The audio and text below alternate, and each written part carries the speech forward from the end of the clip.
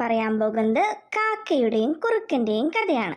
ഒരിക്കൽ ഒരാൾ നെയ്യപ്പവും മേടിച്ച് അതും കൊണ്ട് വീട്ടിലേക്ക് കഴിക്കാനായി കൊണ്ടുപോകുകയായിരുന്നു.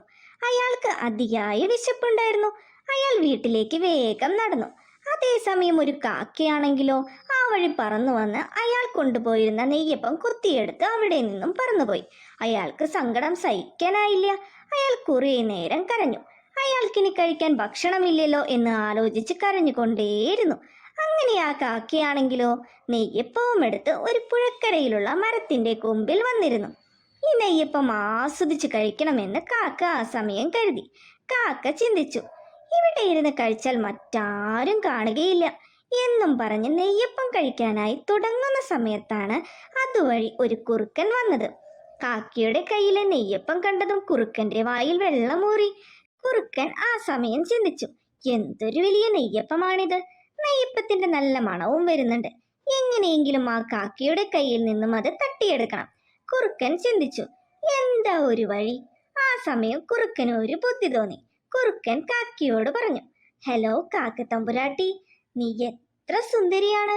നിന്റെ ചിറകുകൾ കാണാൻ എന്ത് ഭംഗിയാണ്. ഇത് കേട്ടതും കാക്ക, എന്നെ കുറിച്ചാണോ ഈ കുറുക്കൻ പറയുന്നത്? ഞാൻ ഇത്ര സുന്ദരിയായിരുന്നോ?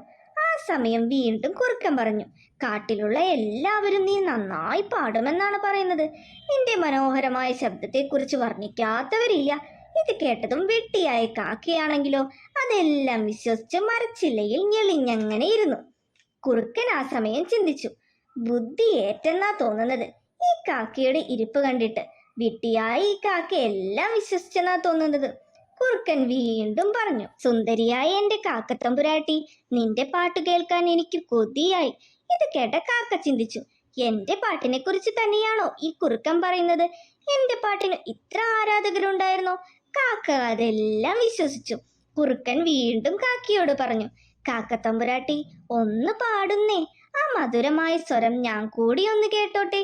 കുറുക്കന്റെ പുകഴ്ത്തലിൽ വീണ വെട്ടിയായി കാക്കയാണെങ്കിലോ പാടാനായി വാ തുറന്നതും കടിച്ചു പിടിച്ചിരുന്ന നെയ്യപ്പം താഴേക്ക് വീണു. ഇത് കണ്ടതും കുറുക്കൻ ചിന്തിച്ചു, അവസാനം എന്റെ ബുദ്ധിയേറ്റു.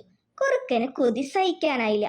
താഴെ വീണ നെയ്യപ്പത്തിന്റെ അടുത്തേക്ക് ഓടിച്ചെന്ന് കുറുക്കൻ നെയ്യപ്പം മുഴുവനും അകത്താക്കി. ഇത് കണ്ടു നിന്ന കാക്കയുടെ അവസ്ഥ പറയണ്ടല്ലോ.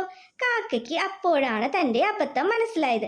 കുറുക്കൻ തന്നെ പറ്റിച്ചതാണെന്ന് മനസ്സിലായ കാക്കയാണെങ്കിലോ വിഷമിച്ച് അവിടെ തന്നെ ഇരുന്നു. കുറുക്കനാണെങ്കിൽ നെയ്യപ്പം മുഴുവൻ അകത്താക്കി കാക്കയെ നോക്കി കളിയാക്കി ചിരിച്ച് അവിടെ നിന്നും തിരിച്ചുപോയി. കാക്കയ്ക്ക് അപ്പോഴാണ് കാക്കയുടെ തെറ്റ് മനസ്സിലായത്. അന്യന്റെ മുതൽ മോഷ്ടിച്ചു കൊണ്ടുവന്നപ്പോൾ അതാണേൽ മറ്റൊരാൾ തട്ടിയെടുത്ത് കൊണ്ടുപോകുകയും ചെയ്തു. ഈ കഥ കൂട്ടുകാർക്ക് എല്ലാവർക്കും ഇഷ്ടമായോ? ഈ കഥയിൽ നിന്നും കൂട്ടുകാർക്ക് എന്താണ് മനസ്സിലായത്? മറ്റുള്ളവരുടെ മുതൽ മോഷ്ടിക്കരുത്. അതുപോലെ തന്നെ മറ്റുള്ളവരുടെ പുകഴ്ത്തലുകളിലും വാക്കുകളിലും മതിമറന്നു പോകരുത്. അത് ആപത്തേ ചെയ്യും. ഈ കഥ കൂട്ടുകാർക്ക് എല്ലാവർക്കും ഇഷ്ടമായെങ്കിൽ തീർച്ചയായും ലൈക്ക് ചെയ്യുക, ഷെയർ ചെയ്യുക, സബ്സ്ക്രൈബ് ചെയ്യുക.